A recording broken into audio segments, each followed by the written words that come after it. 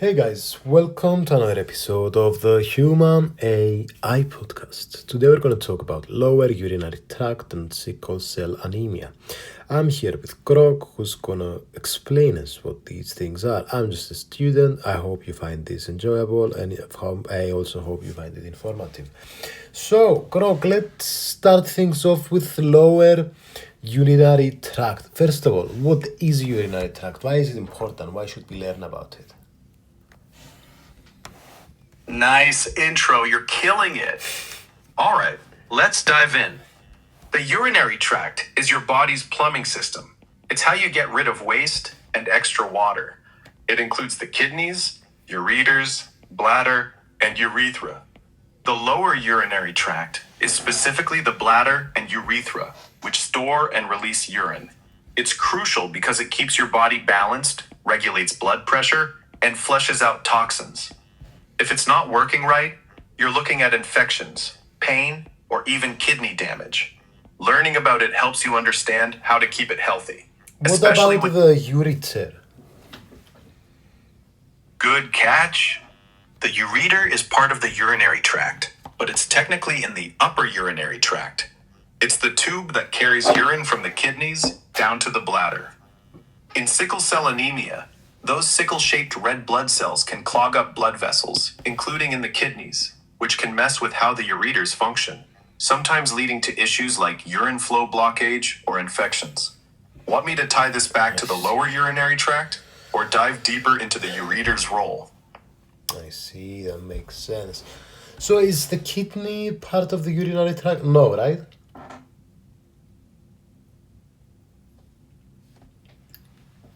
Actually, yeah.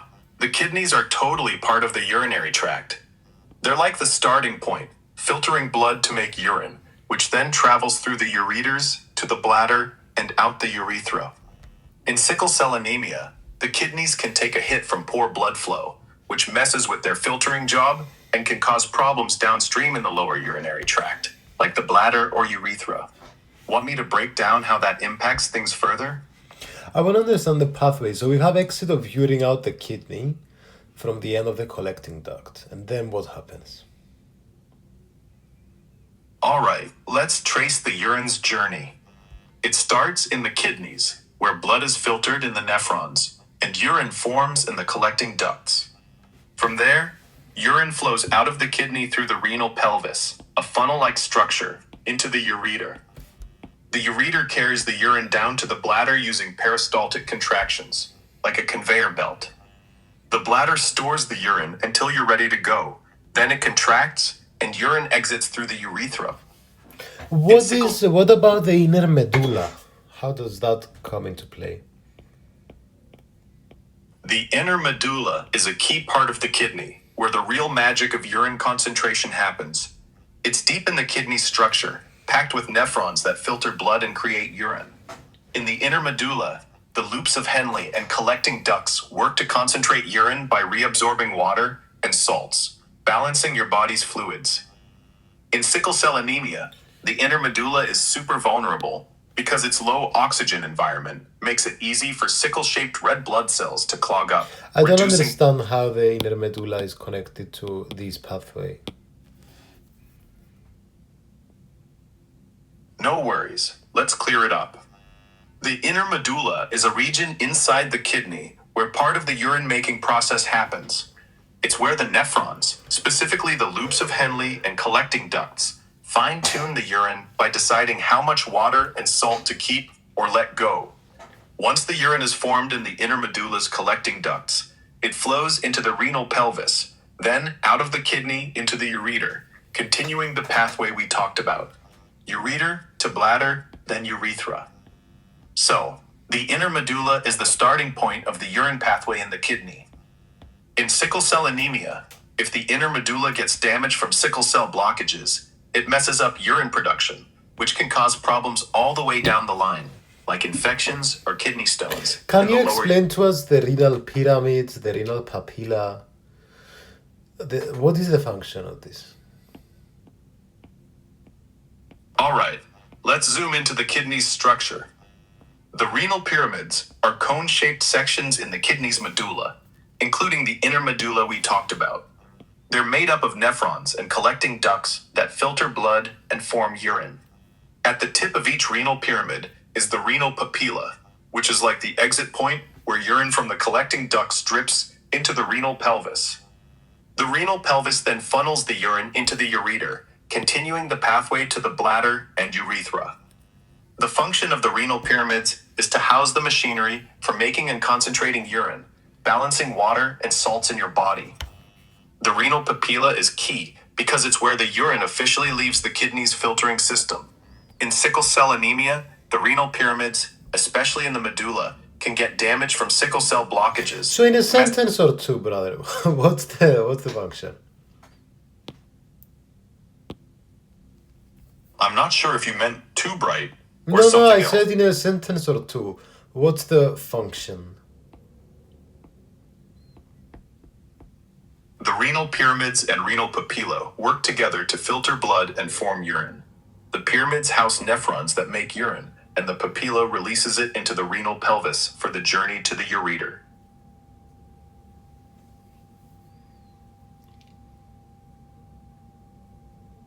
The nephron is the kidney's workhorse. and Okay. each- So, okay. What about the minor calyx and the major calyx? All right, let's connect the dots. The minor calyx and major calyx are parts of the kidney's drainage system. After urine is formed in the nephrons and collects in the renal papilla, at the tip of the renal pyramids, it drips into a cup-like structure called the minor calyx. Several minor calyxes, or calyces, merge to form a larger funnel, the major calyx. The major calyxes then feed the urine into the renal pelvis, which sends it down the ureter to the bladder. In sickle cell anemia, blockages from sickle-shaped cells can mess with blood flow to these. Okay. I don't know why it's bringing up sickle cell all the time. I mean, I guess it's another topic, but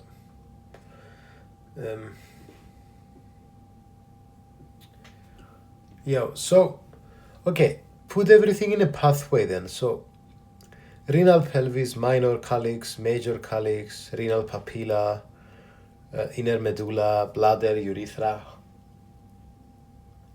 All right, let's map out the urine pathway with all the parts you mentioned, in order. It starts in the kidney's inner medulla, where nephrons and the renal pyramids form urine. The urine collects in the collecting ducts and flows to the renal papilla, the tip of each pyramid. From the renal papilla, urine drips into the minor calyx, a small cup-like structure. Several minor calyxes merge into the major calyx, a larger funnel. The major calyx then drains into the renal pelvis, which acts like a big collector. From the renal pelvis, urine flows down the ureter to the bladder, where it's stored. Finally, when you're ready, the bladder contracts and urine exits through the urethra. In sickle cell anemia, sickle-shaped cells can clog blood vessels in the inner medulla or elsewhere, disrupting this pathway and causing issues like infections or blockages. Want me to clarify any part of this flow? So the inner medulla, we have collecting duct, then renal papilla, and then minor calyx, major calyx, renal pelvis. Can you explain why this is the perfect kind of, order? The order of the urine pathway: inner medulla, collecting ducts, renal papilla, minor calyx, major calyx, renal pelvis, is perfect because it's like a super efficient plumbing system designed to make, collect, and move urine smoothly. In the inner medulla, the nephrons and collecting ducts fine-tune urine by balancing water and salts, creating the final product. The renal papilla, at the tip of the renal pyramids, acts as a precise exit point, releasing urine into the minor calyx, which is small and close to catch it without waste. Multiple minor calyxes feed into the major calyx, which is bigger to handle the combined flow, like merging streams into a river. The renal pelvis then acts as the main collector, funneling all the urine into the ureter for a seamless trip to the bladder. This setup ensures no leaks, efficient drainage, and protection against backflow, which is critical to avoid infections or blockages, especially in conditions Broski, like I'm very confused. Can you summarize in a sentence? The urine pathway starts in the inner medulla's collecting ducts, flows through the renal papilla to the minor. Yeah, I'm just summarizing a sentence why this is the ideal kind of pathway, I guess. The pathway from inner medulla to renal pelvis is ideal because it efficiently filters, collects, and funnels urine through a structured system, minimizing waste. Yeah, but why in this specific order, dude? That's what I'm asking you. This specific order, inner medulla, collecting ducts, renal papilla, minor calyx, major calyx, renal pelvis, is ideal because it follows a logical, hierarchical flow from urine formation in the medulla to precise collection and funneling through progressively larger structures, ensuring efficient drainage without leaks or backflow. Okay. What about what's distension? You trailed off there. Hey. What's distension and how does it trigger peristaltic contraction at the hilus? And what's the hilus? All right, let's unpack this. The hilus, or renal hilum, is the spot on the kidney where the renal artery, vein, and ureter connect. Think of it as the kidney's main gateway.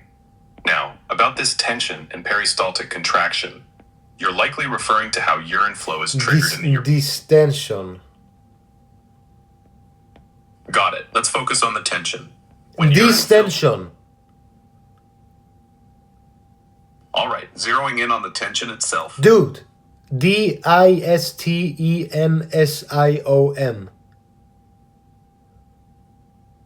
My bad. Thanks for the clarification. Distension is when the renal pelvis stretches due to urine buildup. This stretching triggers peristaltic contractions in the ureter, starting at the hilus, the kidney's entry-exit point where the ureter connects. These contractions push urine down to the bladder in a wave-like motion, keeping the flow smooth and preventing backup. In sickle cell anemia, if blood flow's messed up, it can affect how well this distension triggers contractions, potentially causing urine flow issues. Want me to dig deeper into the hilus or peristaltis?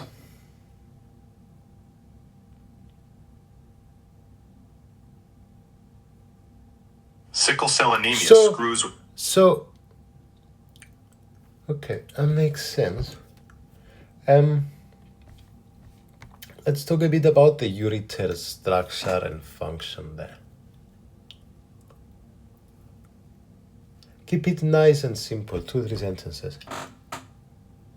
The ureter is a narrow, muscular tube that carries urine from the renal pelvis to the bladder. Its walls have smooth muscle that contracts in peristaltic waves, triggered by distension to push urine along. In sickle cell anemia, poor blood flow can weaken these contractions, potentially causing urine backup or infections.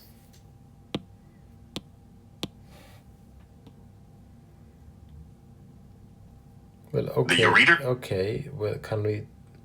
Okay, well, okay. So the ureter is like a thin tube, like 30 centimeter long. Why is 30 centimeter ideal? And talk to us about this mucosal layer. So what does mucosal layer mean? And what's transitional epithelium? All right, let's break down the ureter's anatomy, focusing on your questions. The ureter is indeed a thin tube, about 25-30 centimeters long in adults, connecting the renal pelvis to the bladder. That 30 centimeter length is ideal because it's just long enough to bridge the kidney and bladder across the abdominal cavity, without being so long that urine flow slows down or pressure builds up, keeping transport efficient. Now, the ureter's wall has several layers, and the innermost is the mucosal layer, which is a protective lining that comes into contact with urine. This mucosal layer is made up of transitional epithelium, a special type of tissue that can stretch and flatten as the ureter fills or empties, preventing damage or leaks. Transitional epithelium is unique because it's flexible yet tough, perfect for handling urine's acidity and the ureter's peristaltic contractions. In sickle cell anemia, if blood flow to the ureter's tissues is compromised, it can weaken the mucosal layer's integrity, making it prone to infections or damage. Want me to dive into any other ureter specifics? I don't understand what this mucosal layer and transitional epithelium is, if you could explain in a sentence or two. The mucosal layer is the ureter's inner lining that touches urine. protecting the tube from irritation. It's made of transitional epithelium, a stretchy, tough tissue that expands and contracts as urine flows, I don't preventing. understand. Okay, let's simplify it further. The mucosal layer is like a soft, protective skin inside the ureter that keeps urine from harming the tube. Transitional epithelium is the special, flexible material of the skin that stretches when urine passes through and shrinks back. Can you explain to us the layers of the smooth muscle? So we have inner, outer, and extra. We have longitudinal, we have circular, spiral muscle, and we have another layer of longitudinal. All right, let's break down the smooth muscle layers of the ureter, keeping it clear. The ureter's wall has a muscular layer, called the muscularis, that drives those peristaltic contractions to move urine from the renal pelvis to the bladder. This muscularis typically has two main layers of smooth muscle, not three as you mentioned. But let's clarify the structure and address the terms you brought up. 1. Inner longitudinal layer. This is a layer of smooth muscle fibers running lengthwise along the ureter. It helps shorten and widen the ureter during peristaltis, aiding urine flow. 2. Outer circular layer. This layer has muscle fibers wrapped around the ureter like rings. It contracts to squeeze the ureter, pushing urine downward in a wave-like motion. Some sources describe a very thin, outermost layer of longitudinal muscle in parts of the ureter, but it's not always distinct or emphasized, and it's not typically called an extra layer. The term spiral muscle or extra So why longitudinal. we have longitudinal on the inner and circular on the outer and an extra outer that's longitudinal? Okay, let's clear this up. The ureter's smooth muscle layers are structured to optimize urine flow, and while there's some variation in how they're described, here's the deal. The inner longitudinal layer, with muscle fibers running lengthwise, helps shorten and widen the ureter during peristaltic contractions, making it easier for urine to flow. The outer circular layer, with fibers wrapped around like rings, squeezes the ureter to push urine downward in a coordinated wave. That extra outer longitudinal layer you mentioned isn't always a distinct layer in the ureter. In some anatomical descriptions, it's a thin, less prominent longitudinal muscle coat outside the circular layer. Yeah, but why inner longitudinal and not outer longitudinal? Why not the other way around? Do you know what I mean? Yeah, I get you. Why is the longitudinal muscle on the inside and the circular on the outside, instead of flipping them? The ureter's muscle arrangement, inner longitudinal, outer circular, is ideal because it mimics a natural, efficient squeezing mechanism. The inner longitudinal layer shortens and widens the ureter first, opening the tube to let urine start moving. Then, the outer circular layer constricts in a ring-like motion, pushing the urine down in a controlled, wave-like fashion. If it was the other way around, circular inside, longitudinal outside, the circular layer would squeeze prematurely, potentially trapping urine or disrupting the smooth flow, while the longitudinal layer outside wouldn't effectively open the tube. Alright, let's jump topics to sickle cell, shall we? So, what's sickle cell disease? What causes it?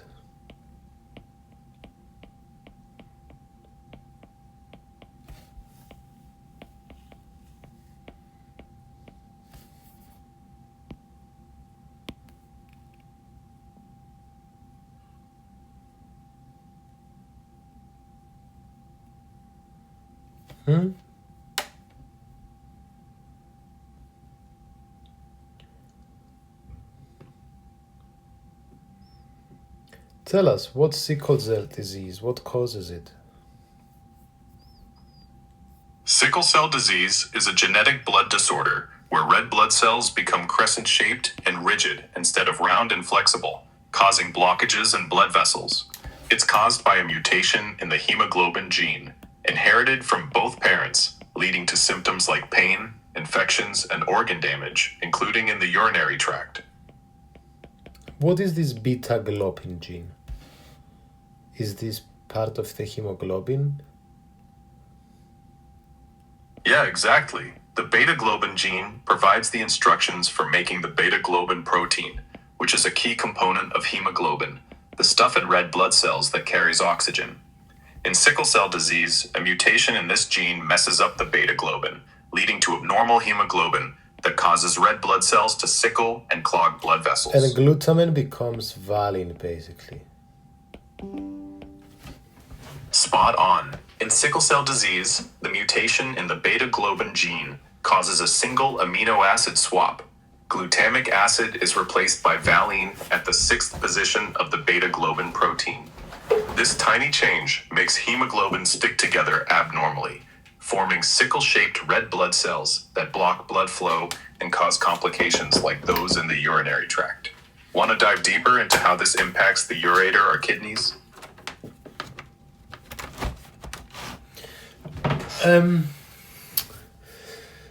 Well, I want to ask about, on deoxygenation, HBS forms parallel aggregates. How does this relate to sickle cell? All right, let's connect the dots. In sickle cell disease, the mutated hemoglobin, called HBS, hemoglobin S, behaves differently when oxygen levels drop, like during deoxygenation. Normally, hemoglobin releases oxygen to tissues and stays flexible. But HBS, because of that glutamic acid to valine swap, clumps together into long, parallel aggregates, or fibers, inside red blood cells. These aggregates make the cells rigid and sickle-shaped, causing them... This makes a lot more sense. Okay. Interesting.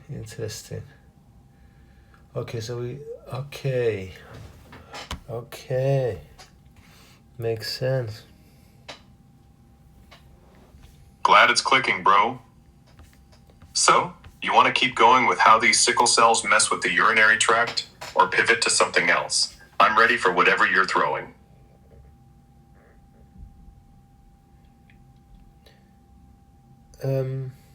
Sorry, I'm a bit slow today, guys. I'm having some changes to my sleep.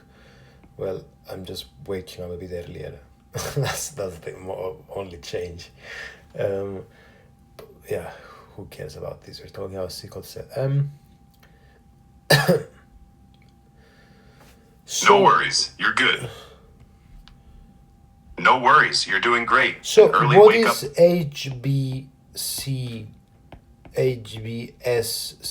and HBS? What's the differences? Or am I just confusing things that are the same?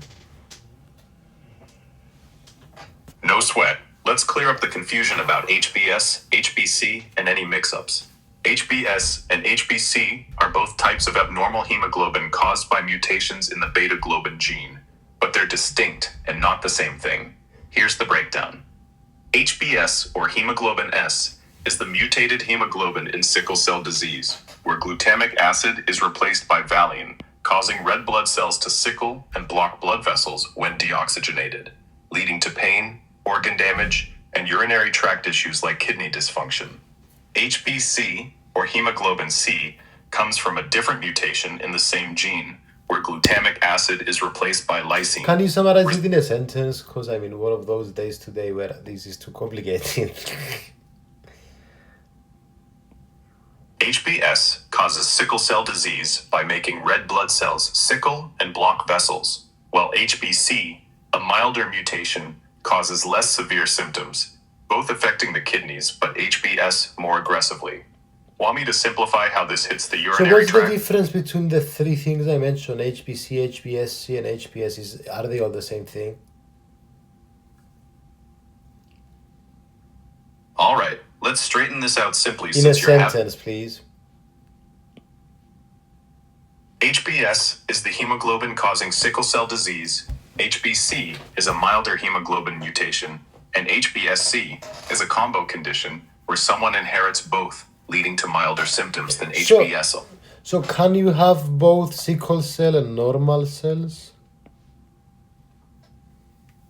Yes, you can have both sickle cell and normal red blood cells if you have sickle cell trait, where you inherit one normal hemoglobin gene, HbA, and one sickle hemoglobin gene, HbS, producing some normal and some sickle-prone cells. This usually causes milder or no symptoms compared to full sickle cell disease. Why does it primarily affect Black African population? Like a Black Afro-Caribbean, maybe. The sickle cell mutation, particularly HBS, is more common in Black African and Afro-Caribbean populations because it originated in regions like Africa, where malaria is widespread, and carrying one copy of the HBS gene, sickle cell trait, gives resistance to malaria, increasing survival and passing the gene down. Over generations, this protective trait became more prevalent in these populations, but inheriting two HBS genes causes sickle cell disease, impacting these groups more. Want me to connect this to kidney or urinary tract I want to effects? ask why it's called hemoglobinopathy. It's called a hemoglobinopathy because it's a disorder, pathy, affecting hemoglobin, the protein in red blood cells that carries oxygen. Sickle cell disease, with its mutated hemoglobin, HBS, is one example, causing abnormal hemoglobin function and leading to issues like sickle-shaped cells and urinary tract complications. Want to dive into how this impacts the kidneys specifically? I want to ask about 2,3-DPG and how it compensates anemia. All right, let's talk about 2,3-DPG, 2,3-phosphoglycerate, and its role in compensating for anemia, like in sickle cell disease. 2,3-DPG is a molecule in red blood cells that helps regulate how tightly hemoglobin holds onto oxygen. In sickle cell anemia, where sickle-shaped cells reduce oxygen delivery, the body often increases 2,3-DPG levels. Higher 2,3-DPG makes hemoglobin release oxygen more easily to tissues, compensating for the low oxygen carrying capacity by ensuring what little hemoglobin is functional delivers oxygen more efficiently. However, this can also make HBS more likely to sickle under low oxygen conditions, potentially worsening blockages in places like the kidneys or ureter. Want me to tie this back to the urinary tract or explain more about 2,3-DPG's effects? In a sentence, explain how the increase in 2,3-DPG compensates anemia. Is it because it moves the oxygen dissociation curve to the right?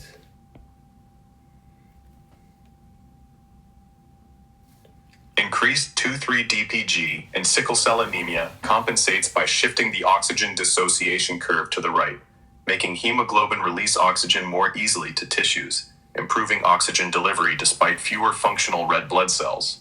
Want to explore how this impacts the kidneys? Remind us the oxygen dissociation curve. What do we have on the y and x axis? The oxygen dissociation curve shows how hemoglobin binds and releases oxygen. On the y-axis, you have the percentage of hemoglobin saturated with oxygen, oxygen saturation. And on the x-axis, you have the partial pressure of oxygen, Pt1, in the blood, measuring oxygen availability. Want me to explain how 2,3-DPG shifts this curve in sickle cell? Dude? I'm too tired today, but let's do it. So, yeah, explain to me. So we have partial pressure of oxygen on the x-axis, and what do we have on the y-axis? No worries, I feel you on the tired vibe. Let's keep it simple. On the oxygen dissociation curve, the x-axis is the partial pressure of oxygen, Pt2, showing how much oxygen is available in the blood. The y-axis is the percentage of hemoglobin saturated with oxygen, basically how full the hemoglobin is with oxygen. In sickle cell anemia, 2,3-DPG shifts this curve to the right, so hemoglobin releases oxygen more easily at lower Pt2, helping tissues get oxygen despite anemia. Okay, so what would it mean if someone said HBS is a low affinity hemoglobin? What does low affinity mean? When someone says HBS is a low affinity hemoglobin, they mean HBS, the mutated hemoglobin in sickle cell disease, doesn't hold onto oxygen as tightly as normal hemoglobin, HbA. Low affinity means HBS releases oxygen to tissues more easily, especially when 2,3-DPG levels are high, which shifts the oxygen dissociation curve to the right, helping compensate for anemia, but increasing the risk of sickling in low oxygen conditions, like in the kidneys or ureter. Tell Want me me to one say? more time this low affinity.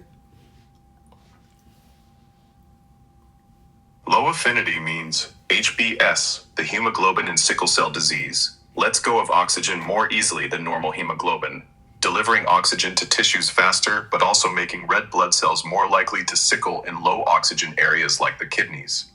Want me to connect this to urinary tract issues or keep it here? So good. Let's go back to another topic. So let's talk about the function of the ureter. So um, it dilates the renal pelvis and generates an action potential from pacemaker cells in the hilus. I would have never guessed that. All right, let's switch gears back to the ureter's function, and I'll address that point about dilating the renal pelvis and pacemaker cells in the hilus. The ureter's main job is to transport urine from the renal pelvis to the bladder using peristaltic contractions, those wave-like muscle movements we talked about earlier. Now, about your point. When urine fills the renal pelvis, it does cause distension, stretching, not dilation in the sense of active expansion, which triggers the ureter's peristalsis. This distension is sensed by stretch-sensitive cells, not true pacemaker cells like in the heart, but specialized cells in the renal pelvis and proximal ureter near the hilus, the kidney's entry-exit point. These cells generate electrical signals, like mini action potentials, that spark the smooth muscle contractions in the ureter's inner longitudinal and outer circular layers, pushing urine down. It's a cool system because it's automatic, driven by urine volume, not nerves, ensuring steady flow. In sickle cell disease, poor blood flow can weaken these contractions, risking urine backup or infections. Want to dig into the hilus's role more or clarify the action potential part? Yes, I don't understand. So, it dilates the renal pelvis and generates an action potential from pacemaker cells in the hilus. Okay, let's simplify this. The renal pelvis stretches, not actively dilates, when it fills with urine, which presses on stretch-sensitive cells near the hilus, the kidney's entry-exit point where the ureter connects. These cells, often called pacemaker-like cells, fire off electrical signals, action potentials, that trigger the ureter's smooth muscle to contract in peristaltic waves, pushing urine to the bladder. Want me to break down the hilus or pacemaker cells further? Fucking hell, I don't understand. But okay. Um. Yo, So- no stress. So. Okay. I. All right, no worries. Let's take it slow. You mentioned the renal pelvis stretching and pacemaker cells in the hilus firing action potentials, right? Here's the simplest version. When urine fills the renal pelvis, it stretches it, like a balloon.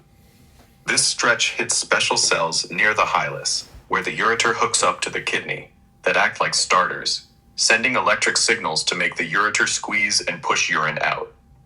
Want me to focus on one part, like the hilus, or keep it chill and move to something else?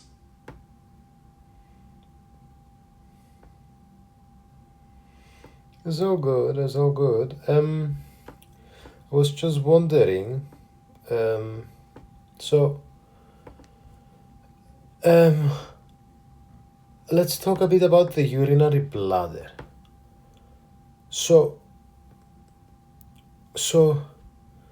We have ureteral openings, and why are they slit-like rather than rounded? All right, let's tackle both the pacemaker cells and the urinary bladder's ureteral openings, keeping it clear and concise. First, the pacemaker cells in the ureter. These aren't true pacemaker cells like in the heart, but specialized cells in the renal pelvis and upper ureter near the hilus. When the renal pelvis stretches from urine, these cells sense the stretch and fire electrical signals, action potentials, triggering the ureter's smooth muscle to contract in peristaltic waves, pushing urine to the bladder. Think of them as automatic starters for urine flow. Now, about the urinary bladder's ureteral openings and why they're slit-like. The ureters enter the bladder at an angle through the bladder wall, forming slit-like openings rather than round ones. This shape acts like a one-way valve. When the bladder fills or contracts, the pressure closes the slits, preventing urine from flowing back up the ureters, reflux, which could cause infections or kidney damage. In sickle cell disease, if blood flow issues weaken the bladder or ureter muscles, this valve mechanism can falter, increasing reflux risk. Want me to dive deeper into the bladder anatomy or stick with how sickle cell impacts this? I didn't understand the actual question I asked you. I didn't understand the answer. Can you tell me the answer in a sentence? The ureteral openings in the bladder are slit-like because their angled, valve-like shape closes under bladder pressure, preventing urine from flowing back up the ureters and reducing infection risk. Want me to simplify it further or move back to pacemaker cells? I don't get it. No problem. Let's make it super clear. The ureteral openings are slit-like, not round, because the slit shape acts like a flap that shuts tight when the bladder fills, stopping urine from going back up to the kidneys. Think of it like a one-way door for urine. Want me to explain another way or focus on something else?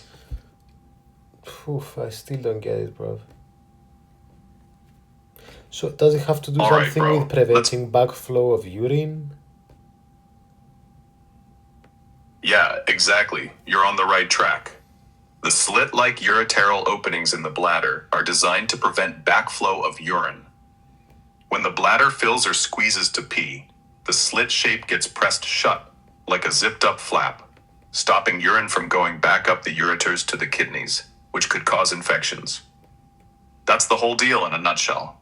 Want me to stick with this or jump to another part, like how sickle cell messes with the bladder? Good. That's good, I guess. And okay, let's talk a bit more about the urinary bladder. So it's a hollow muscular organ and it has a fundus and a neck. Up to now, fair enough. Why does it have a neck and a body? Well, okay, it has a body, fair enough. Why does it need a neck? And what's the outer detrusor muscle layer?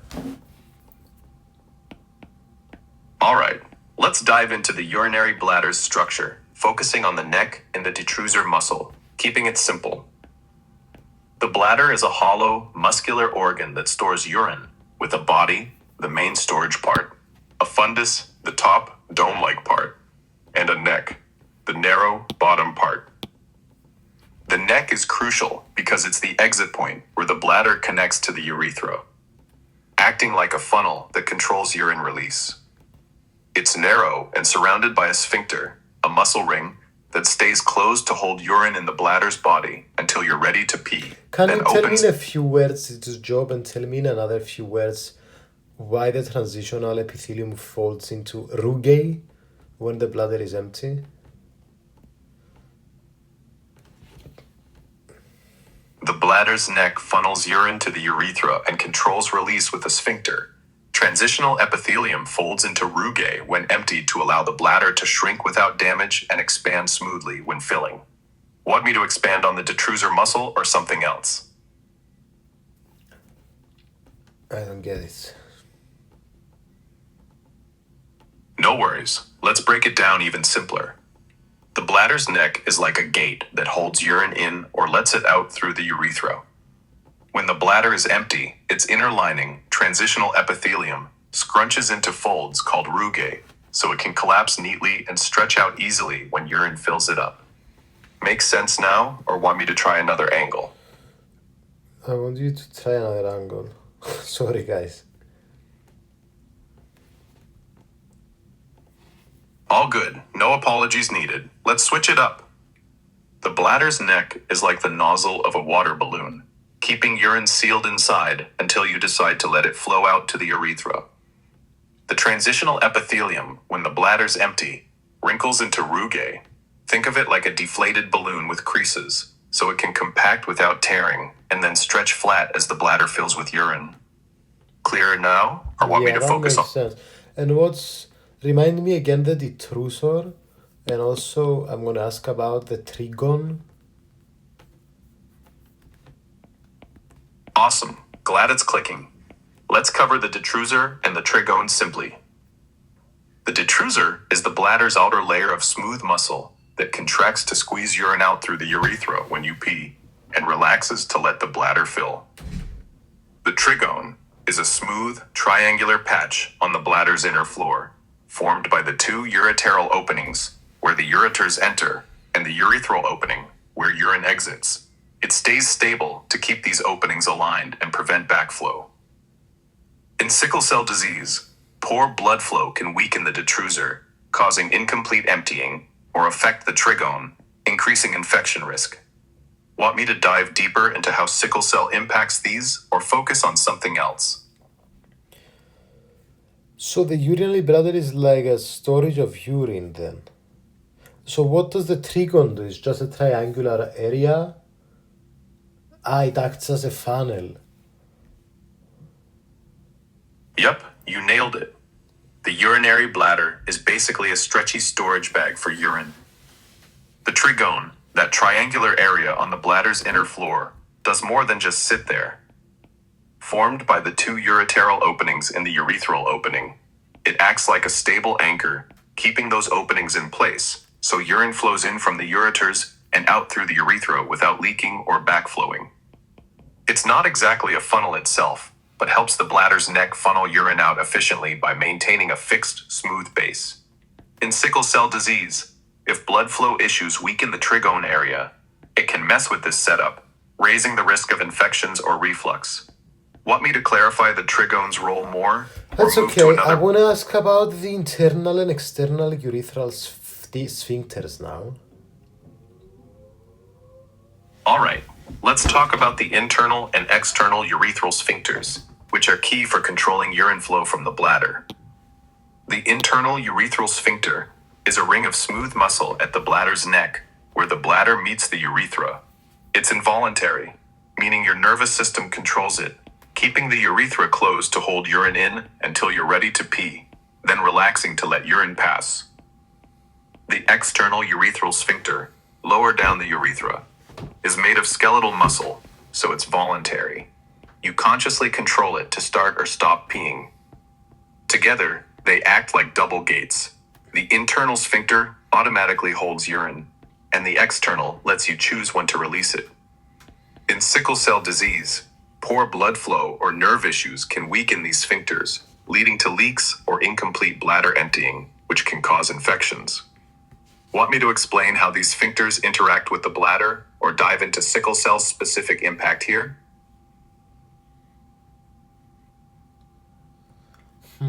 I see.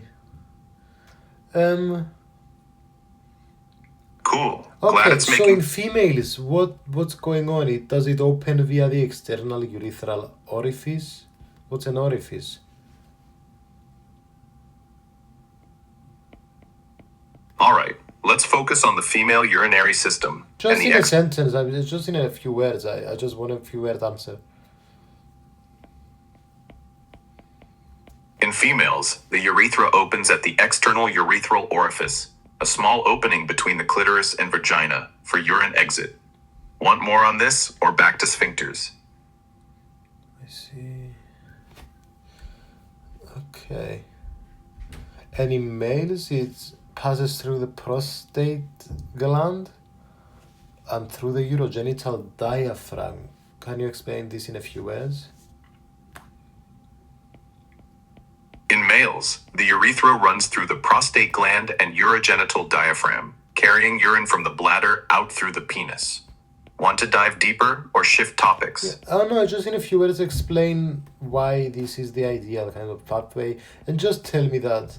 Don't just tell me that, oh yeah, this is the order of things because this is the order of things. Explain to me how it came to be this way and all of that, all the good stuff, you know.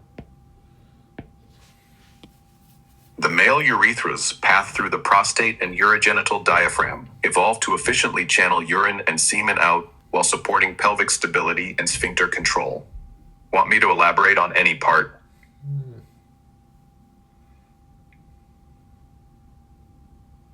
Why does having a longer urethra protect you against infection? And what is this prostate gland and what is the urogenital diaphragm? In 2 sentences. A longer urethra in males protects against infection. Okay. Tell me more. You stopped. All right. Let's dig into why the male urethra's pathway through the prostate gland and urogenital diaphragm is the way it is and why it's ideal. In males, the urethra serves a dual purpose. It carries urine from the bladder and semen from the reproductive system out through the penis. The prostate gland surrounds the urethra just below the bladder, and the urogenital diaphragm is a muscular layer further down that the urethra passes through. This setup is evolutionarily ideal for a few reasons. First, the prostate's position allows it to add seminal fluid to semen during ejaculation, mixing it efficiently with sperm from the vas deferens, all while keeping the urethra's urine-carrying function separate when needed, thanks to the internal urethral sphincter.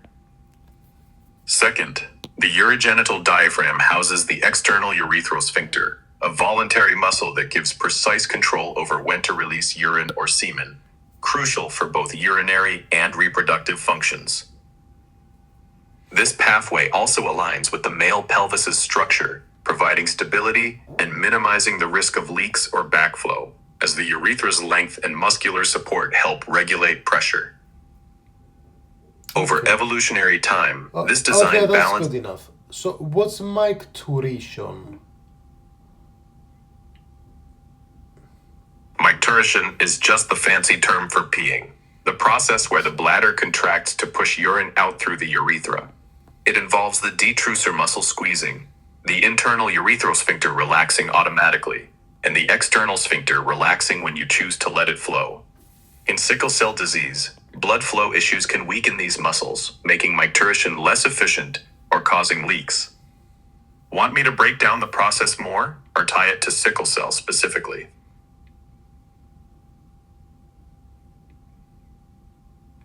So, this reflex is inhibited by higher centers in the brain and facilitated by cortical centers in the brain. Why not the other way around? All right, let's dive into the detrusor muscle's function in micturition and tackle your question about the brain's role. The detrusor muscle is the bladder's... the micturition reflex, I'm speaking about that. Can you answer me the sentence, please? Stop talking too much. The micturition reflex is inhibited by higher brain centers to prevent unwanted peeing and facilitated by cortical centers to allow conscious control. Yeah, that's what I said. I asked why not the other way around. Stop repeating what I'm saying and start answering what I'm asking, and do it with the least amount of words possible, as long as you're effective. Please be efficient. Higher centers inhibit to prevent involuntary urination. Cortical centers facilitate for voluntary control. Why not the other way around? If cortical centers inhibited and higher centers facilitated, involuntary urination would occur too easily, disrupting social and practical control over bladder function.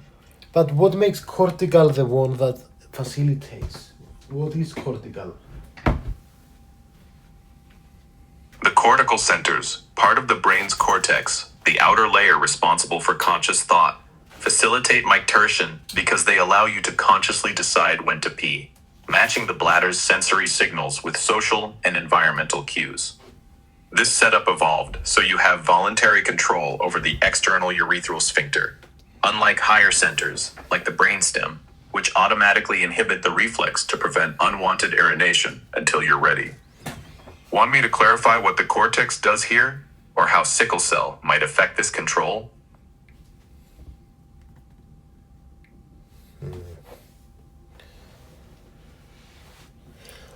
The cortex, or cerebral cortex. So the higher centers stimulate continual tonic contraction of the external sphincter. All right. Let's clarify how the higher centers relate. Please don't repeat what I say. Please just answer effectively and efficiently. Remember this for the whole chat, please. Got it. I'll keep it direct. Higher centers, like the brainstem, send signals to keep the external urethral sphincter in continual tonic contraction, maintaining closure to prevent urine leakage until cortical centers signal voluntary relaxation for micturition. Want me to dive into how this ties to the cortex or sickle cell effects? Oh, that's alright. So, Cool. so we have these contractions of short duration. Can you explain them to me? This is to pee, basically. Yeah, the short duration contractions are the detrusor muscle's quick, coordinated squeezes during micturition to push urine out of the bladder through the urethra. Triggered by the micturition reflex when the bladder's full, these contractions last just long enough to empty the bladder efficiently, then stop to avoid overworking the muscle. In sickle cell disease, poor blood flow can weaken these contractions, leading to incomplete emptying.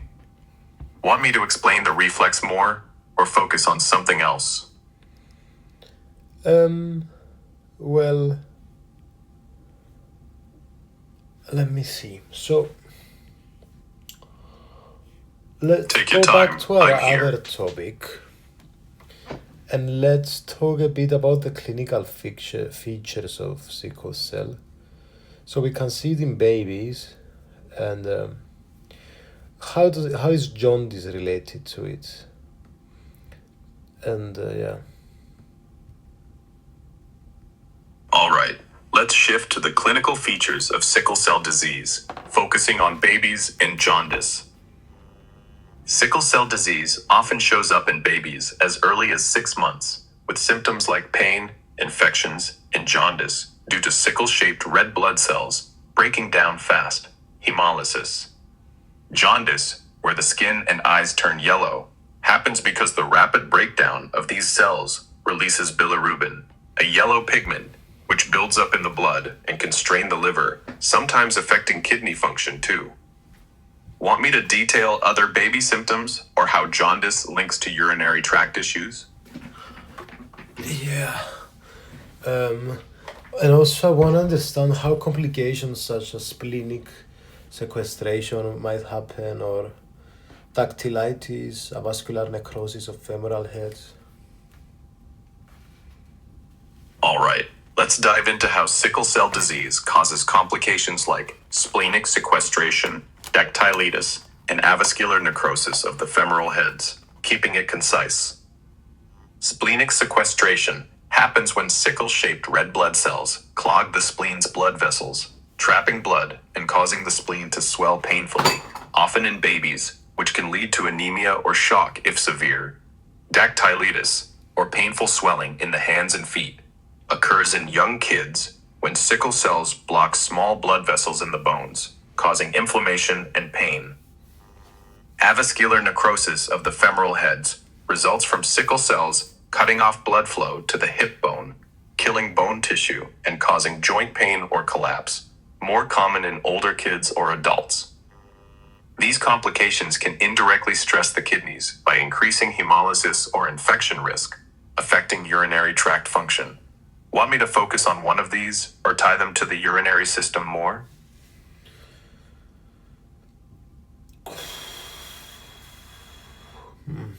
I see. That's all good. Splenic. Okay. And we obviously will have a vaso-occlusive crisis, and we explained the reason. How can cold temperature cause this? Is this because cold temperature leads to vasoconstriction, I guess? Tell us about lactic acidosis and how it can cause vaso-occlusive crisis too.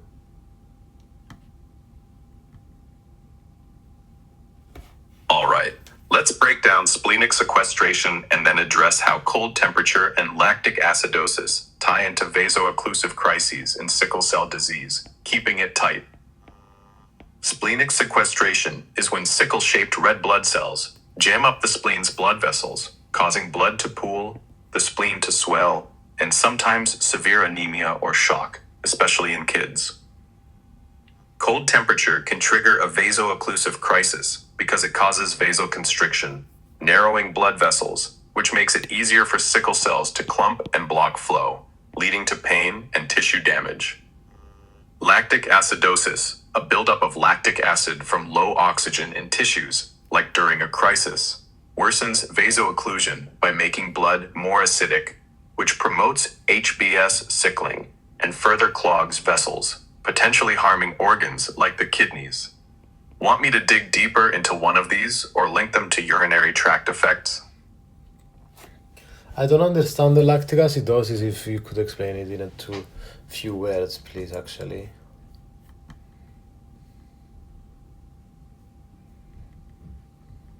Lactic acidosis is when low oxygen from sickle cell blockages causes lactic acid buildup, acidifying blood and worsening vessel clogs. Want more on its kidney impact? I want to ask how reticulocytes will. Why do we take a measurement of them in investigations? Reticulocytes are young, immature red blood cells, and we measure them in sickle cell disease investigations to gauge how actively the bone marrow is producing new red blood cells to replace the ones rapidly destroyed by hemolysis. High reticulocyte counts indicate the marrow is working hard to compensate for anemia, helping confirm the severity of sickle cell activity and guide treatment. Want me to connect this to kidney issues or another aspect?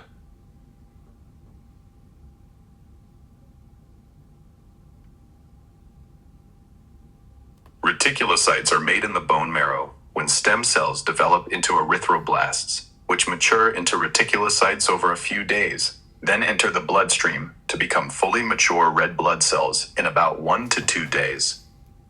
In sickle cell disease, the marrow ramps up reticulocyte production to replace rapidly destroyed sickle cells, but chronic stress on the marrow can strain this process. Okay.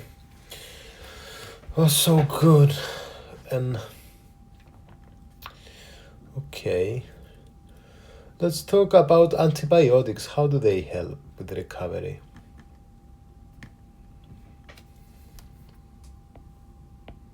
Antibiotics in sickle cell disease help recovery by fighting infections, like those in the urinary tract or lungs, which are common due to a weakened spleen and poor blood flow, increasing bacterial growth risk. They clear harmful bacteria, reduce complications, and prevent infections from worsening, which is crucial since infections can trigger sickle cell crises or kidney damage. Want me to focus on specific antibiotics or their role in urinary infections? I want to ask about analgesia. What's analgesia? Is that painkillers? Yep, analgesia refers to pain relief, and in sickle cell disease, it often means using painkillers like opioids, e.g. morphine, or non-opioids, e.g. ibuprofen, to manage severe pain from vasoocclusive crises. Why would we use penicillin, folic acid as future management?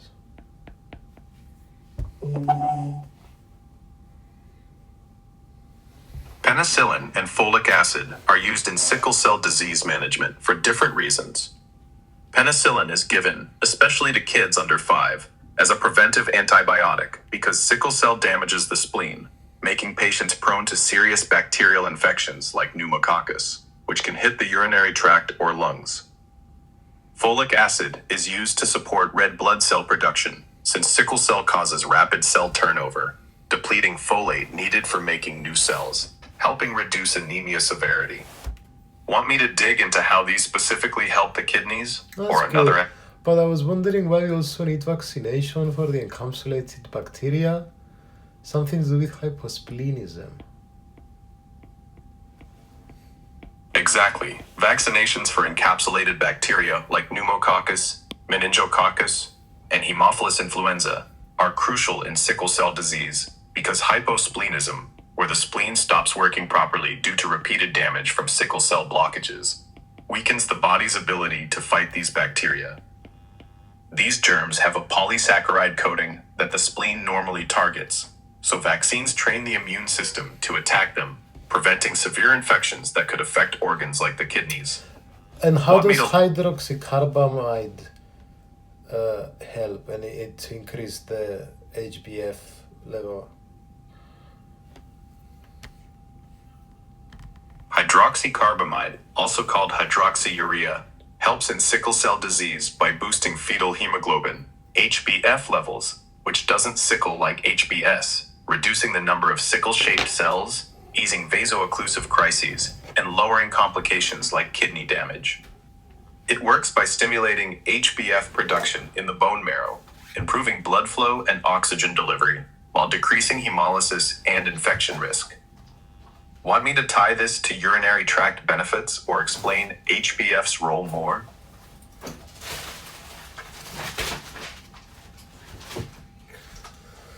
It's all good. I wanna ask though how it can cause complications such as aplastic crisis and acute sepsis. All right, let's cover HbF's role in sickle cell disease and then tackle how the disease can lead to complications like aplastic crisis and acute sepsis. Fetal hemoglobin, HbF, is a type of hemoglobin babies have that doesn't sickle like HbS. So it helps by keeping red blood cells flexible, improving blood flow, and reducing vaso-occlusive crises that can harm organs like the kidneys. Higher HbF levels, naturally or boosted by hydroxycarbamide, mean fewer sickle cells, less pain, and lower risk of urinary tract issues. Now, about those complications. An aplastic crisis happens when something, often a parvovirus B19 infection, shuts down red blood cell production in the bone marrow, causing a sudden, severe drop in red blood cells and worsening anemia, which can strain the kidneys due to low oxygen. Acute sepsis, a life-threatening infection, occurs because sickle cell patients, with their damaged spleens, hyposplenism, can't fight off bacteria like pneumococcus well, leading to rapid bloodstream infections that can trigger crises or kidney damage. Want me to focus on one of these complications or link them to urinary tract effects? So sepsis is basically a severe infection, but what is aplastic? If you tell me in a few words.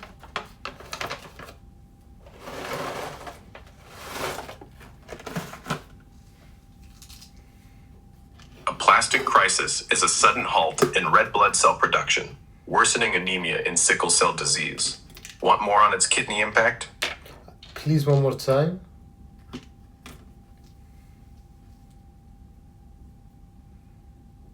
Aplastic crisis is when bone marrow stops making red blood cells, severely deepening anemia in sickle cell disease.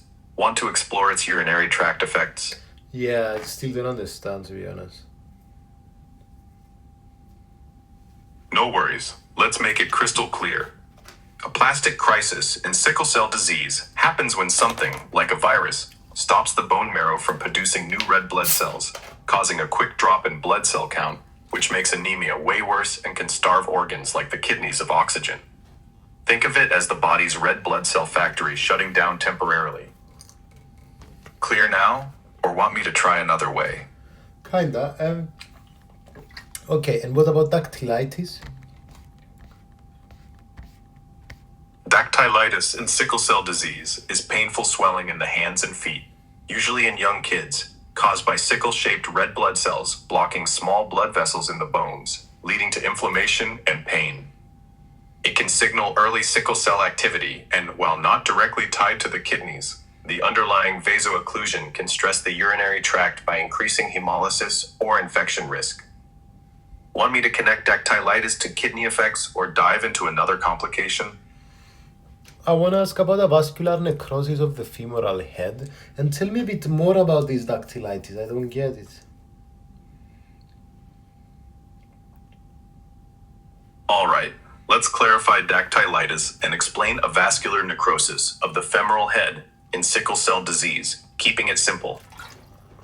Dactylitis is when sickle-shaped red blood cells clog tiny blood vessels in the bones of a child's hands and feet, causing painful swelling and inflammation.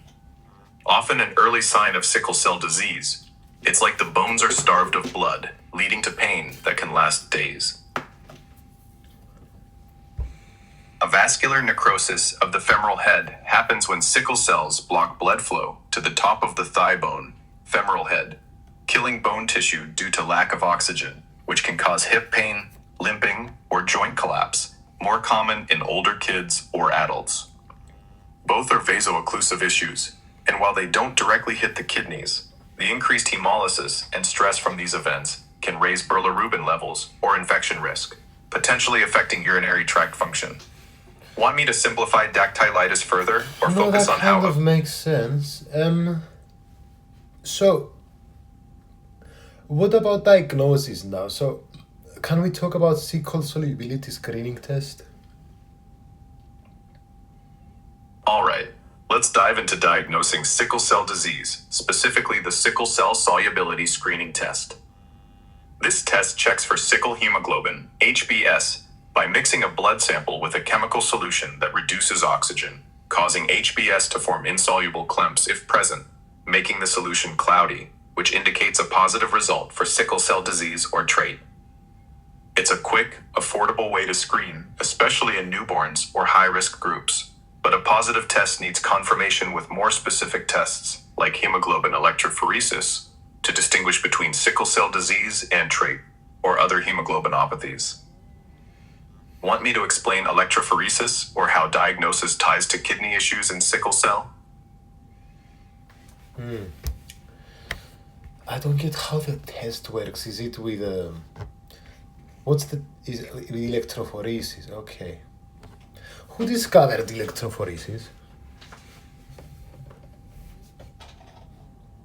All right, let's clarify the sickle cell solubility test and address your questions about Yeah, electrophoresis. do it in a sentence or two without, cut to the chase.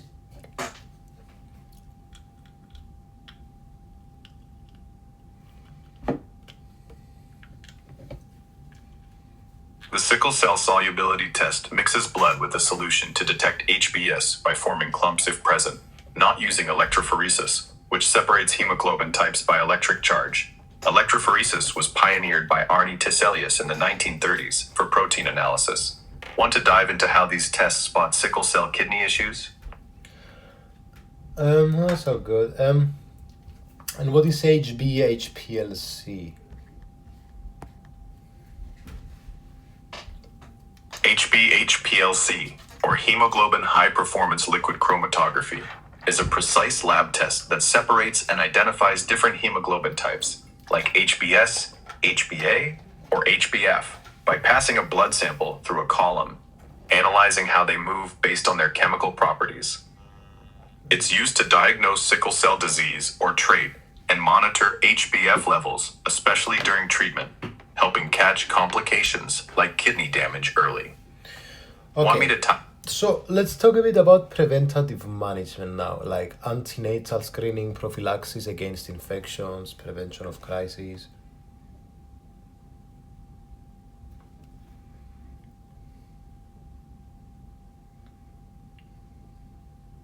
All right, let's cover preventive management for sickle cell disease, focusing on antenatal screening, prophylaxis against infections, and crisis prevention. Antenatal screening tests pregnant women or fetuses for sickle cell trait or disease using blood tests or genetic analysis, allowing early planning for affected babies. Can you explain this a bit more? Sure. Let's break down preventive management for sickle cell disease a bit more, keeping it clear. Antenatal screening checks moms-to-be or their fetuses for sickle cell genes through blood tests or DNA analysis, so families can prepare for a baby with sickle cell disease, ideally catching it before birth. Prophylaxis against infections means giving young kids daily penicillin and vaccines for bacteria like pneumococcus, since a damaged spleen makes infections, including urinary tract ones, more likely. Crisis. Yeah, why don't you stop talking? Yeah, tell me about antenatal and prophylaxis.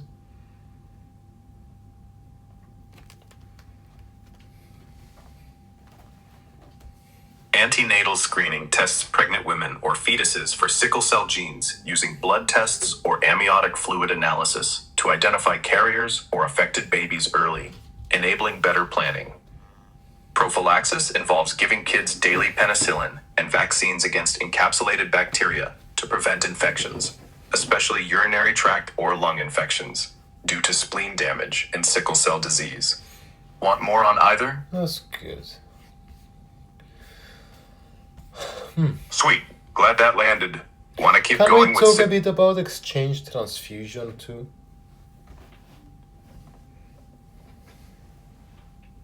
Absolutely. Let's dive into exchange transfusion in sickle cell disease. Exchange transfusion is a procedure. Yeah.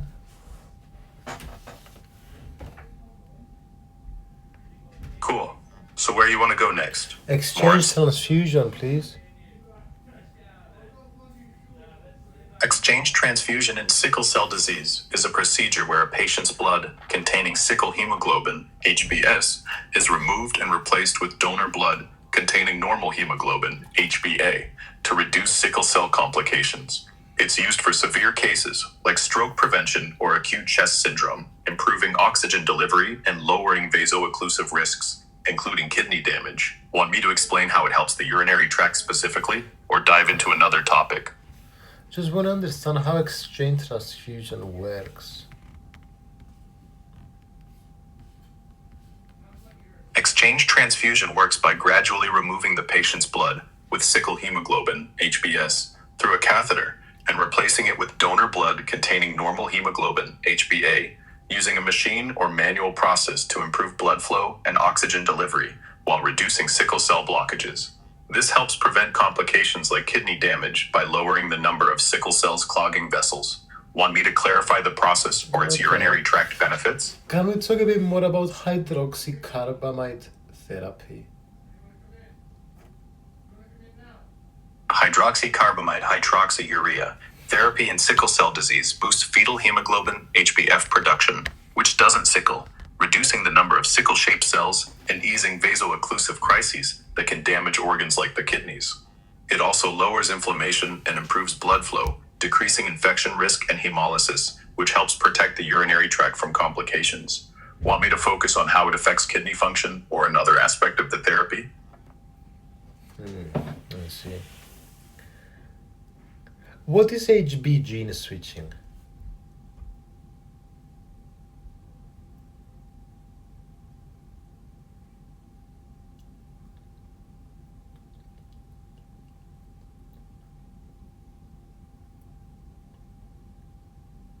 Huh? What's HB gene switching?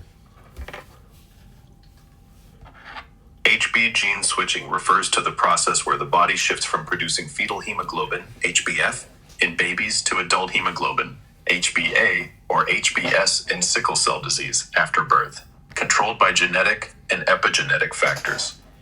Hydroxycarbamide works in sickle cell by partly reversing this switch, boosting HbF production to reduce sickling and protect kidneys from vaso-occlusive damage. Want me to explain how this helps the urinary tract more, or dive into something else? That's good. And what about you have hereditary persistence of FH? And actually, let's talk a bit more about this gene switching too.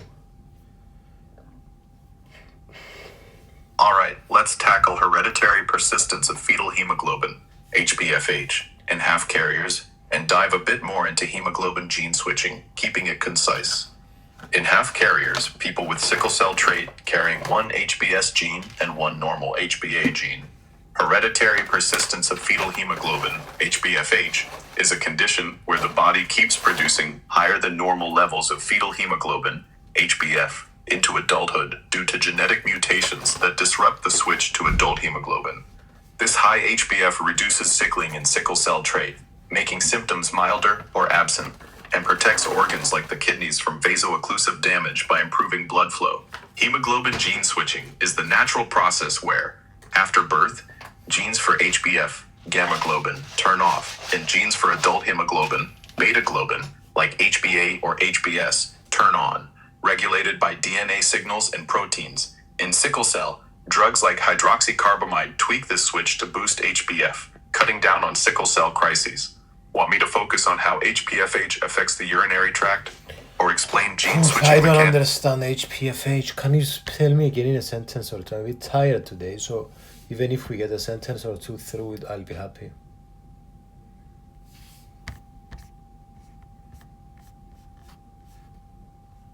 Hereditary persistence of fetal hemoglobin, HPFH, is when someone, like a sickle cell trait carrier, keeps making fetal hemoglobin, HbF, into adulthood due to a genetic mutation, reducing sickling and protecting organs like the kidneys. It acts like a natural shield against sickle cell complications by keeping blood cells flexible. And how does fetal hemoglobin do this? And doesn't it create other problems if it persists to adulthood? Fetal hemoglobin, HbF, helps in sickle cell by staying flexible and not sickling like HbS, improving blood flow and reducing vaso-occlusive crises, which protects organs like the kidneys from damage. Hereditary persistence of HbF into adulthood generally doesn't cause problems. It's usually beneficial, with no significant health issues, though very rare cases might show mild, benign effects like slightly altered blood counts. Want me to clarify how HbF helps the urinary tract or explore any potential downsides further? That makes sense. I want to ask about allogenic stem cell transplants. Allogenic stem cell transplants for sickle cell disease involve replacing a patient's bone marrow, which makes sickle hemoglobin, HbS, with healthy donor marrow that produces normal hemoglobin, HbA, potentially curing the disease by stopping sickle cell production. It's a high-risk procedure used for severe cases, improving blood flow and reducing complications like kidney damage, but it requires a close donor match and carries risks like graft rejection or infections. Want me to explain how it impacts the urinary tract or the transplant process? Yeah, I don't get this allogenic stem cell transplant.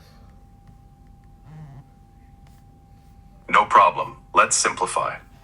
Allogenic stem cell transplant for sickle cell disease swaps out the patient's bone marrow, which makes faulty sickle hemoglobin, HbS, with a healthy donor's marrow that makes normal hemoglobin, HbA, aiming to cure the disease by producing healthy red blood cells.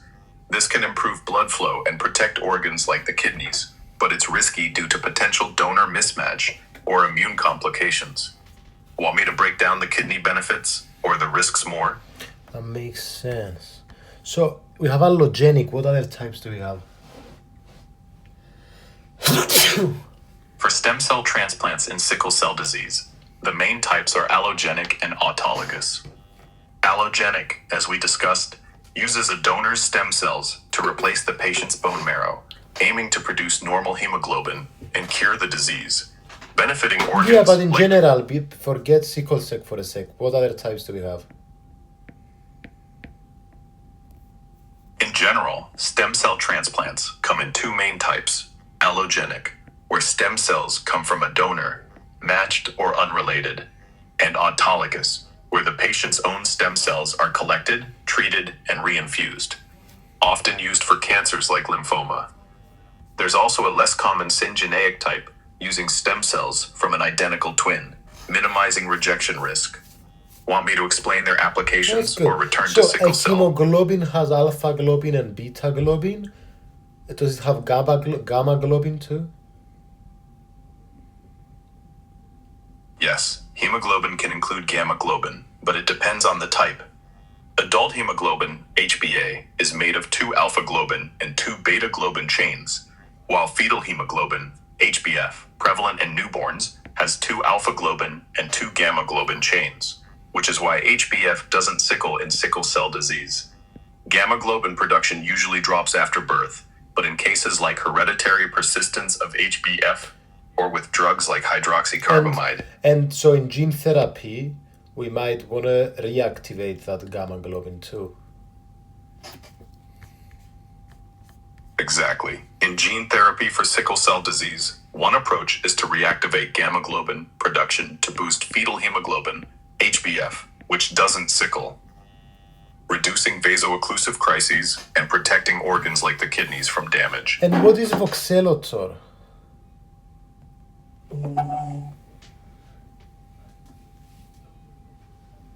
Voxelotor is an oral medication for sickle cell disease that increases hemoglobin's oxygen affinity, reducing the sickling of red blood cells by stabilizing HbS in an oxygenated state, which improves blood flow and helps protect organs like the kidneys from vaso-occlusive damage. It's approved for patients aged 4 and older, but was recently withdrawn from markets due to safety concerns. so its use is currently limited. Want me to explain its kidney benefits? Explain it one more time, this is interesting. Voxelotor is a drug for sickle cell disease that makes hemoglobin hold on to oxygen better, preventing HBS from forming sickle shapes, which reduces blood vessel blockages and helps protect organs like the kidneys, though its use is now limited due to recent safety issues. Want me to dive into how it specifically helped the urinary tract or compare it to other therapies? So tell me why it's limited now?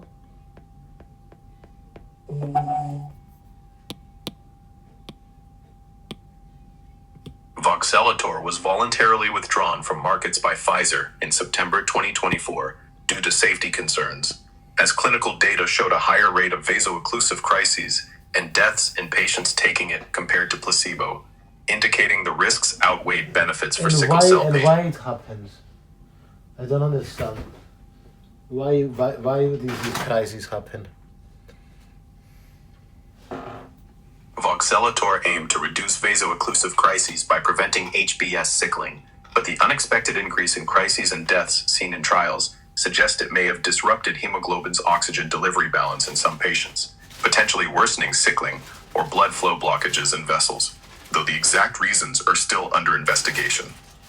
These crises occur in sickle cell disease when sickle-shaped red blood cells clog blood vessels, cutting off oxygen and causing pain, organ damage, and complications like kidney dysfunction. Want me to clarify the crisis mechanism or focus on another treatment's safety? I see. I want to ask you about bladder and sphincter innervation. Let's go back to our other topic of the day, the lower, All right, let's switch back to the lower urinary tract and talk about bladder and sphincter innervation. The bladder's detrusor muscle and the internal and external urethral sphincters are controlled by a mix of autonomic and somatic nerves to manage urination, micturition.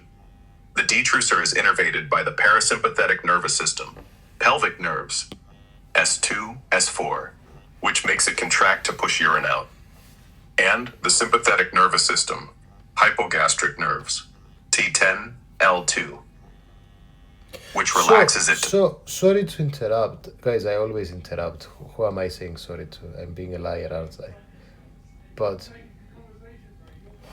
so we have a hypogastric, a pelvic, and a pudendal nerve? Sounds like you're diving into some anatomy there. Oh God, we changed the chat. Sorry, guys. Sorry. Hey, buddy. So we have the hypogastric, pelvic, and pudendal nerve.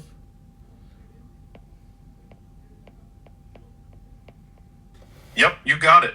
The hypogastric nerve, sympathetic 10L2, relaxes the bladder detrusor to store urine and tightens the internal urethral sphincter to prevent leaks.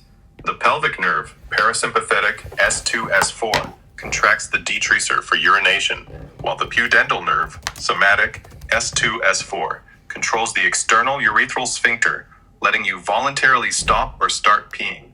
Want me to tie this to sickle cell effects or dive deeper into one nerve's role? Tell me again, sorry. Tell me how this hypogastric, pelvic, and pudendal nerve plays together. The hypogastric nerve, sympathetic, keeps the bladder relaxed and internal sphincter closed to hold urine. The pelvic nerve, parasympathetic, triggers detrusor contraction to start peeing, while the pudendal nerve, somatic, lets you control the external sphincter to release or stop urine flow. Want me to link this to sickle cell or focus on... So what is this somatic that suddenly makes things voluntary? Somatic refers to the part of the nervous system that controls voluntary movements, unlike the autonomic system, which handles involuntary actions like heart rate. In the bladder, the pudendal nerve is somatic, meaning it lets you consciously control the external urethral sphincter to decide when to pee or hold it, giving and you why voluntary... do you think that the most superior is sympathetic and the most inferior is the somatic, the voluntary? and the parasympathetic is in the middle.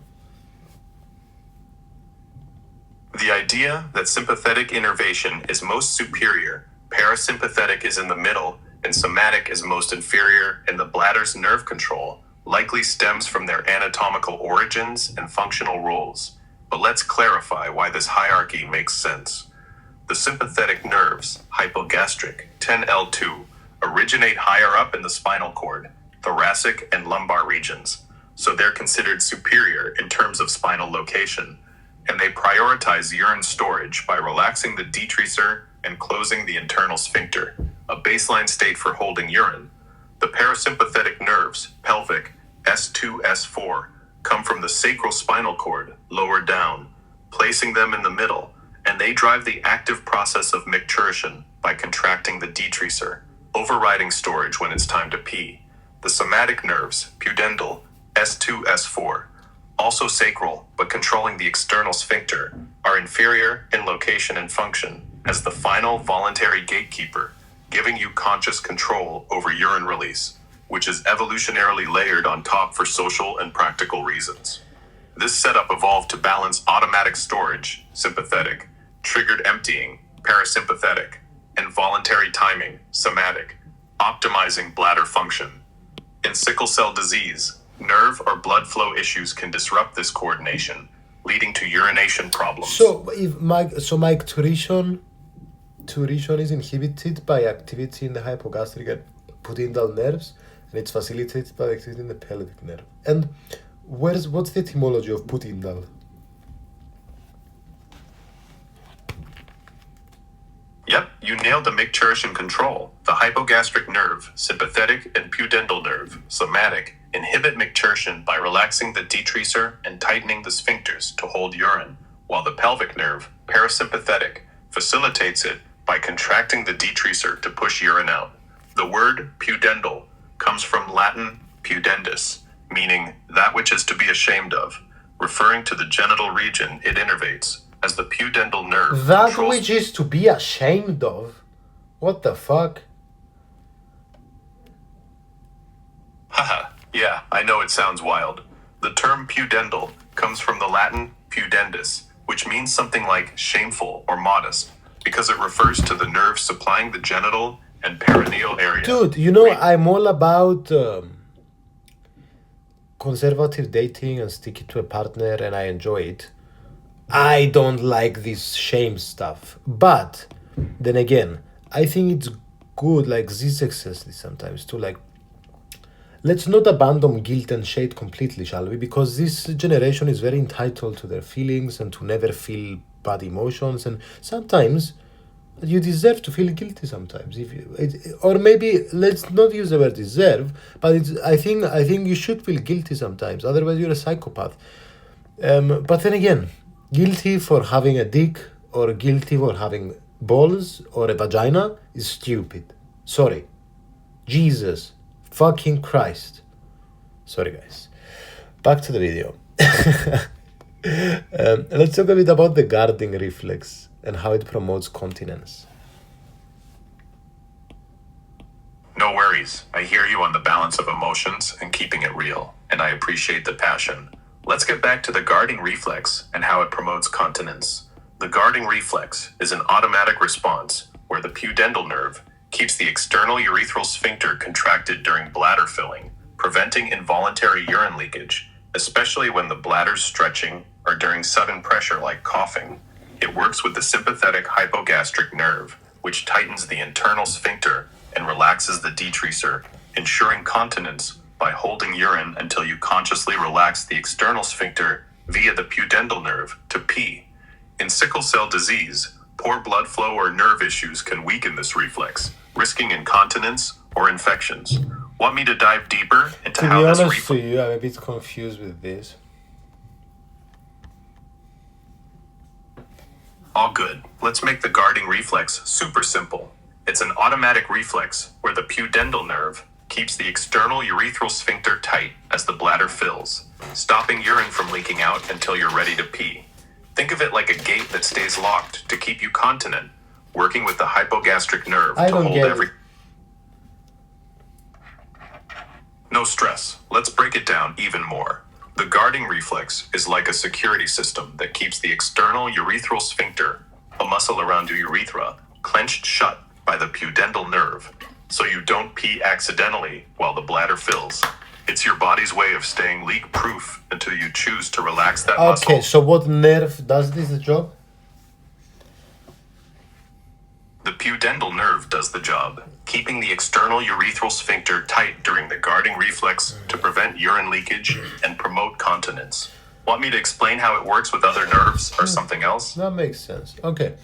And can I ask about the future?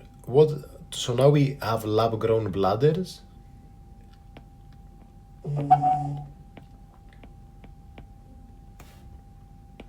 Nice. Let's talk about the future with lab-grown bladders, especially in the context of sickle cell disease or urinary tract issues. Lab-grown bladders are a breakthrough in regenerative medicine where scientists use a patient's own cells to grow a new bladder in the lab, which can then be transplanted to replace a damaged one, avoiding rejection issues. This is huge for conditions like bladder dysfunction from sickle cell disease, where chronic vasoocclusion or infections can harm the bladder. These bladders have been successfully implanted in a small number of patients, like kids with spina bifida, showing good function for years, and research is pushing toward wider use, possibly for sickle cell patients with severe urinary complications. Interesting. I want to ask about also, like, you know how we can do gene editing, and this doctor went to prison because he saved someone's life by doing some gene editing and whatever, and it's prohibited. Can you explain to me this gene editing and making clones? I don't understand how this works.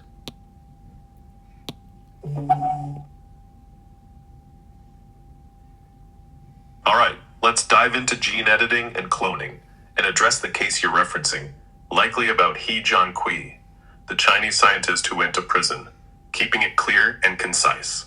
Gene editing is a technique that precisely alters DNA in cells to fix or modify genes, often using tools like CRISPR-Cas9, which acts like molecular scissors to cut and replace specific DNA sequences. In sickle cell disease, for example, gene editing can boost fetal hemoglobin, HbF, or correct the HbS mutation to stop sickling, potentially protecting organs like the kidneys.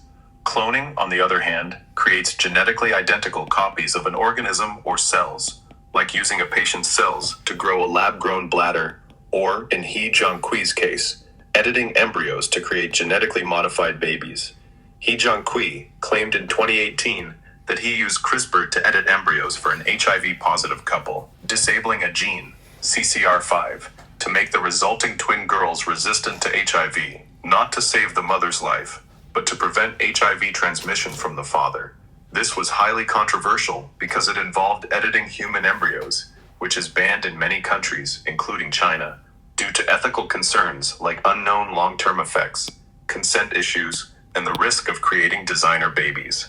He forged ethical approvals, misled doctors, and broke laws, leading to a 3-year prison sentence and fines, despite his claim of helping the family.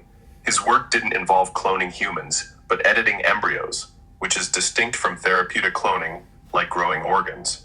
Gene editing for sickle cell, like tweaking HbF genes, is legal in controlled settings and showing promise in trials, but embryo editing and human cloning remain heavily restricted globally due to ethical risks. Want me to clarify how CRISPR works, the specifics of He's case, or how gene editing what is cloning? I don't understand what cloning is.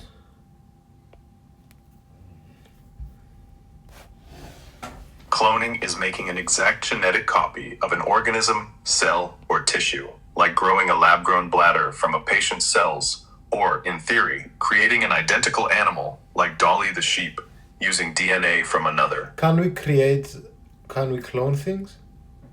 Can we clone consciousness? All right, let's tackle cloning and the idea of cloning consciousness, keeping it concise. Yes, we can clone things. Scientists have cloned animals like Dolly the sheep by taking a cell's DNA and inserting it into an egg to grow an identical organism. And we can clone tissues, like lab-grown bladders, using a patient's cells for medical use, such as in sickle cell disease, to replace damaged organs. However, Cloning consciousness is not possible with current science. Consciousness is a complex mix of brain activity, memories, Wait, when you say we cloned the sheep, you mean how did it grow? When we cloned Dolly the sheep, scientists took DNA from an adult sheep cell, inserted it into an empty egg cell with its nucleus removed, and stimulated the egg to divide and grow into an embryo, which was then implanted into a surrogate sheep's womb to develop into a genetically So we had 1 out of 2 parents then, physically there. Not quite. Cloning Dolly the sheep didn't involve 2 parents in the usual way. I said 1 out of 2 because, but it didn't. But we could still put it back into the mommy. Gotcha. You're right in a sense. For Dolly the sheep, cloning used DNA from one sheep cell, the genetic parent, but no second parent was involved for reproduction. Yeah. Okay. Well, so is IVF a form of cloning then? No. IVF, in vitro fertilization, isn't cloning. IVF involves combining sperm and egg from 2 parents in a lab to create an embryo, which is then implanted into a mother's womb to grow. Whereas cloning would be? Cloning would involve taking DNA from one organism's cell, inserting it into an empty egg cell, and growing an embryo that's genetically identical to the DNA donor, without combining genetic material from 2 parents like in IVF. Want me to clarify how this differs I don't understand the difference. Alright, let's make it super clear. IVF mixes sperm and egg from 2 parents in a lab to make an embryo with a unique blend of their DNA, like a regular baby but started outside the body. Cloning takes DNA from just one organism, puts it into an empty egg, and grows an embryo that's an exact genetic copy of that one donor. No mixing involved. Want me to break it down another way, or move to how cloning relates to sickle cell therapy? But it grows in a mommy's womb. Yep, in cloning, like with Dolly the sheep, the cloned embryo, made from one donor's DNA in an empty egg, is implanted into a surrogate mommy's womb. But how can you grow something 100% the dad's DNA, let's say, when it grows in the mom's stomach? Good question. In cloning, you can grow an organism with 100% of the donor's DNA, say the dad's, because the embryo is created by taking the dad's cell DNA and putting it into an egg that's had its own DNA removed.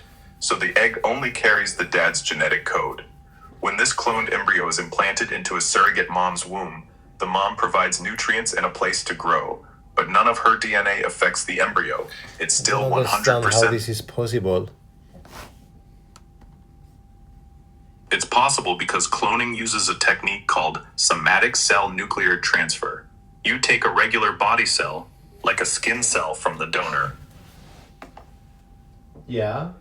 Tell me more. Somatic cell nuclear transfer.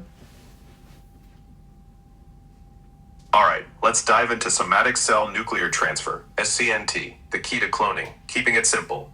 SCNT is how Dolly the sheep was cloned. You take a somatic cell, any body cell, like skin, with the donor's full DNA, and remove its nucleus, which holds the DNA. Then, you take an egg cell from a donor female, strip out its nucleus to make it empty, and insert the somatic cell's nucleus into this empty egg. The egg, now carrying the donor's DNA, example, 100% the dad's, is stimulated to divide and form an embryo, which is implanted into a surrogate mom's womb to grow into a genetically identical copy of the DNA donor. The surrogate mom provides the environment for growth, but her DNA doesn't contribute, so the clone is purely the donor's genetic match. This could help in sickle cell disease by cloning healthy cells for therapies, but it's not yet used for whole organism cloning in humans due to ethical and technical issues. Okay, let's go back to the guarding reflex. I still don't understand what continence is and what the guarding reflex is and how it promotes continence. I don't understand how the hypogastric, pudendal, and pelvic nerves correlate in this situation. So we have, during the bladder filling, progressive bladder distension, which stimulates the pelvic nerve with the activation of stretch receptors in the bladder wall and internal sphincter. Let's try to understand this as step 1. All right, let's zero in on the guarding reflex, continence, and how the hypogastric, pudendal, and pelvic nerves work together, starting with your point about bladder filling and breaking it down, step by step, keeping it concise. Step 1. Understanding bladder filling and pelvic nerve activation. As the bladder fills with urine, it stretches, progressive bladder distension, activating stretch receptors in the bladder wall.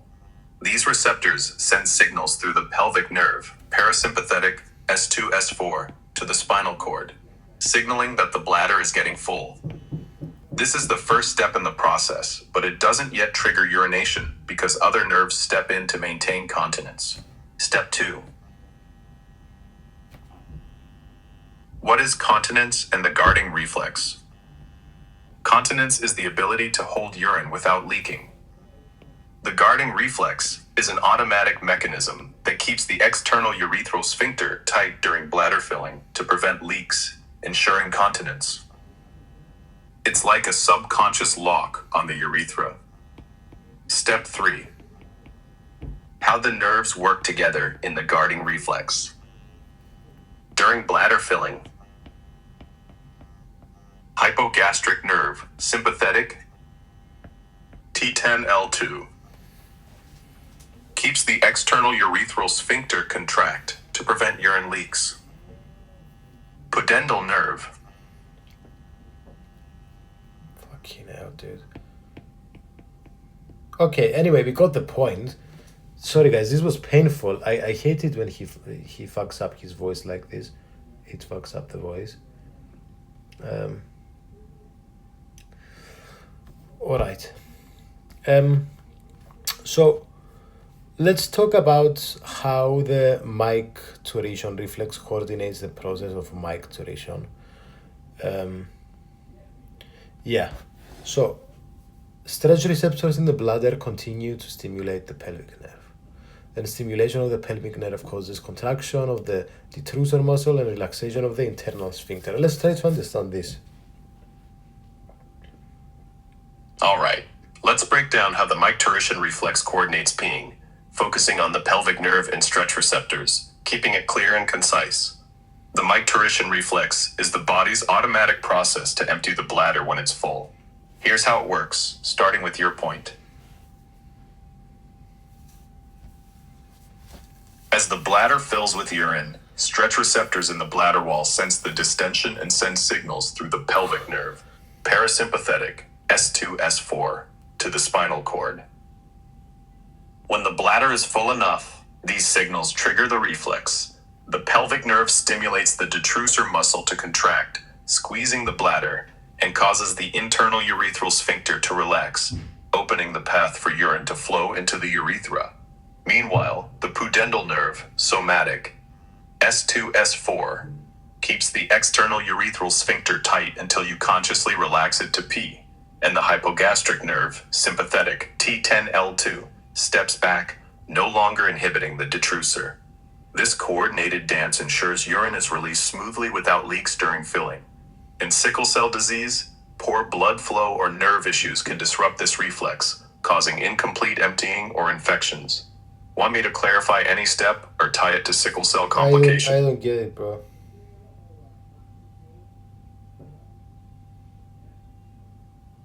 No worries. Let's simplify it to the core. The micturition reflex is how your body decides to pee. When the bladder gets full, stretch receptors tell the pelvic nerve, which makes the detrusor muscle squeeze and the internal sphincter relax, letting urine flow to the urethra, while you control the external sphincter with the pudendal nerve to release it. The hypogastric nerve stays quiet during this to not block the process. Think of it like a switch that turns on to empty the bladder when it's full. Clearer now, or want me to try another way? Kind of. All right, cool. We're getting there. Let's tweak it a bit. I want to ask about paraplegia and neural disruption of micturition. So we have complete severing of nerve inputs from the cerebral cortex. All right, let's dive into how paraplegia and neural disruption, specifically from complete severing of nerve inputs from the cerebral cortex, affect micturition. Paraplegia, often caused by spinal cord injury, disrupts the brain's control over the bladder, including the micturition reflex. If the nerve inputs from the cerebral cortex are completely severed, like in a high spinal cord injury above the sacral segments, S2, S4, you lose voluntary control over the external urethral sphincter, which is normally managed by the cortex via the pudendal nerve, somatic, S2, S4. Okay.